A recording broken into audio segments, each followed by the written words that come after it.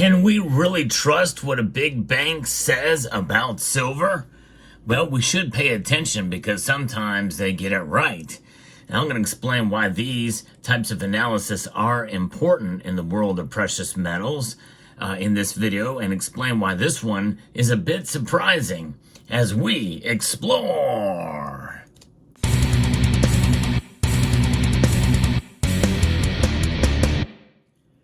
Most of the time, it's not in a big bank's best interest to recognize what gold and silver are because they really kind of compete with what they do. See, banks, they deal with dollars. They're tied to the Federal Reserve, and they want to prop this up as much as possible and deal in these. They don't really have much control over this, the silver. And when I say that, I'm talking mostly about the physical version of it. There are different versions of silver. You can invest in silver and mining stocks, and you can invest in with exchange-traded products, which cover the variety of ETFs as well as the futures and options market. But nonetheless, silver's price has been volatile. And this analysis that I'm going to share with you from Bank of America, who I'm not the biggest fan of, well, it actually falls in line with my silver prediction for this year. We'll get into that in a moment. But one thing they are saying before we really get into it hot and heavy is that it's going to be a rough ride probably for silver for the first part of the year. But that provides an opportunity only if your budget allows to buy silver. And of course, that's something I've been saying consistently. I believe in dollar cost averaging and enhancing it when the prices are low and when the premiums are low as well too. Finding the best premiums is paramount. That's why I like to encourage you to check out Summit Metals as you're shopping around for the best deal out there. Elevate your wealth with Summit Metals. Now, when we talk about silver, we have to understand that it serves a dual role. There's two roles for silver. One, as a store of wealth, which is what we're most familiar with. Money, as mentioned in Article 1, Section 10 of the Constitution, and also as an insurance policy. When we understand it as a monetary metal, a precious metal that does protect us against economic instability, that is the foremost reason why we accumulate it, not to get rich, just to have it as a store of wealth. But the other factor is as a commodity, and that is the biggest driver in price, is as a commodity. Although we do see it react in terms of as a precious metal, as a store of wealth, along with gold. But mostly it does follow gold in that area. But most of the time, it separates from gold, which is why one of the reasons why the gold to silver ratio is so high right now. But this piece here from investing.com and gives us a little bit of insight as to what's going on here with silver and what they think is going to be happening for the long term. And what's surprising about this is they're saying that silver will not lose its luster long term. And that may sound like a no-brainer to most of us, but let's get into what they're saying and the reason behind it and see if we can pick it apart a bit. Silver prices could see headwinds in the near term due to broader economic uncertainty, although the metal has received support from global consumption outpacing supply, according to analysts at Bank of America, which is pretty much the obvious case that most of us have been making for quite some time. A stronger U.S. dollar and weak industrial activity has placed pressure on silver recently, while President-elect Donald Trump's plans to impose strict import tariffs on Canada and Mexico, key suppliers of the metal to the U.S., have threatened to dislocate silver markets, according to notes to clients from analysts. So this is a big bank saying this, not just some in the silver market who have been, including myself, who have been kind of alarmed by what's going on at the LBMA.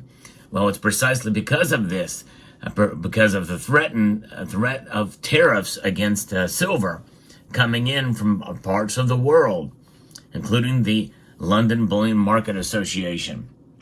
And silver's price, hovering around $30 to $31 an ounce over the past 9 months, well, it's now up a little bit and And it's pretty amazing to see that so far we've not seen some of those headwinds against it.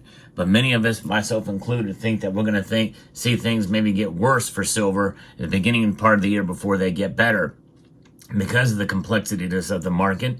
And I think there are some things that could prevent it from going up too much in price. And part of that is subsided demand because of some of these tariffs. Now, the Bank of America analyst, led by Michael Widmer, argued that in their view, this resilience has been tied to consistent silver market deficits. We're talking about the last 4 years plus. We have seen it. And those deficits, although there is some up to debate as to how much there really is, the Silver Institute with Metals Focus says that we're been a consistent deficit compared to supply for the past 4 years. Others who are more conservative in their analysis say that it is a growing deficit, but we're not quite there yet. But with mining supply down about 4% last year, that is a recipe for, indeed, an actual deficit. And limited mine production is a key source of price support in particular, according to Michael Widmer. Global consumption of silver outpaced production of the metal in both 2022 and 2023 and is expected to have done so yet again in 2024, according to research from Bank of America. So they may be doing their own research on this outside of groups like CPM and also Metals Focus. They estimated that 37,083 tons of silver will be consumed just this year, which is down by 0.4% from the projected amount in 2024, while output is seen edging up by 3.5% to 33,021 tons. Despite the change, the silver market would remain in deficit, a trend the Bank of America analyst anticipated will continue well into 2026. The silver market has been in deficit for a while now, and those shortfalls finally count, the analysts have said. They noted that this support has been mirrored in some regions, with silver trading at a premium in India and consumers in China having to pay to source the ounces. Now remember, I reported on this last year about China and how they're importing unrefined silver. They're taking it, which in a sense does not really count towards the silver demand because it's unrefined, and they're refining it there in country. Maybe it's to save money. I don't know. But nonetheless, they're starting to pay premiums there for industrial. We've seen the Shanghai Gold Exchange, for instance, with high premiums on silver noted there. Will that continue into 2025? We shall see. But nonetheless, the only thing that's not been suffering is the bullion market. For us here in the United States, silver in the form of coins, rounds, and bars has been devoid of much premiums. There is some premiums tied to it, but there's not as much demand for it because people are selling it like crazy here. I've talked about that. And so this is why, in a sense, this is probably as good a time as ever to consider, if you're going to buy it, considering what could be ahead. Now, I say that with the utmost caution to do your own due diligence and research and understanding of the markets, because who knows? I can't tell you how many times we've been burned on silver. And the people that say that, what's going to happen with the end of the year or into 2026 and this doesn't come true? Silver's price doesn't go up like you said it would. Then, I've advised you wrongly. And you should never make any decisions based off of what I say or anyone else says.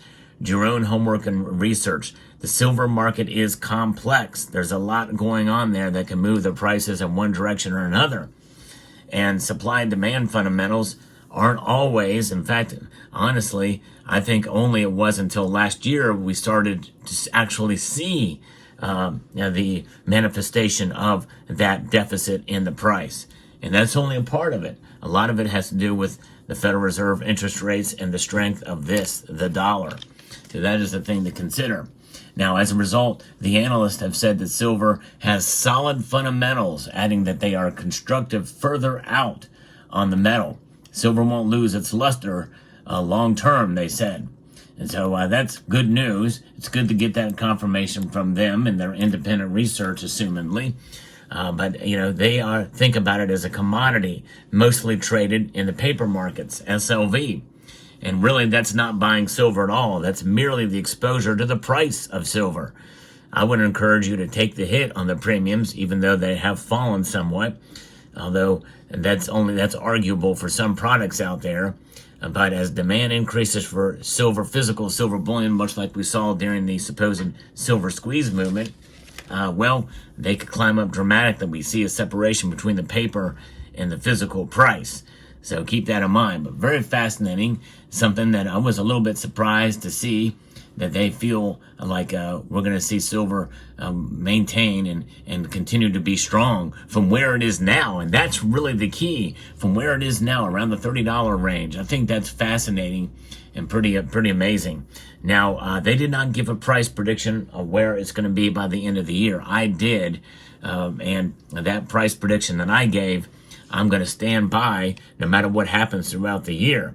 Stand by it, because I could be wrong. Because I've been wrong more times than not about silver. I was right last year about silver. It exceeded what I had predicted. But I could very well be wrong this year. There's just a lot to it, to the market. So let me know what your thoughts are down in the comment section below. Hope you found this video informative, insightful, and educational. I am trying to grow the channel. Would love to get 100,000 subscribers by the end of the year. There will be a surprise if I'm able to do that. So I hope you will share this video with others, and I appreciate it if you could subscribe if you haven't done so already. So with that being said, I'd like to extend a multitude of gratitude to each and every one of you for taking the time to watch this video, and to encourage you to please rate, share, comment, and subscribe.